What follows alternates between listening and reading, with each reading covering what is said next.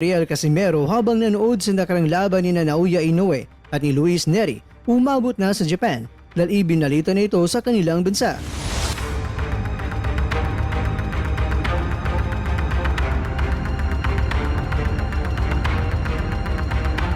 Inoue, umamin na kung bakit siya ay biglang bumagsak sa round 1. Neri, may binunyag sa nakarang undisputed showdown nila ni Naoya Inoue na ginanap noong May 6 sa Tokyo Dome sa Japan. Ito po ang mga nilalaman ng ating kwentuhan. Kaya tara, kwentuhan na!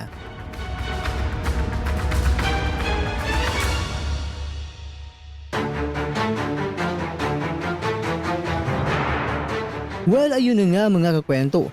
Pinapainit na naman ni Casimero ang dugo ni Inoue dahil pinupukaw na naman ni Casimero ang kanyang paghahamon at pangangantsaw kay Inoue dahil kung kay Casimero lang na left hook ang nakatama kay Inoue ay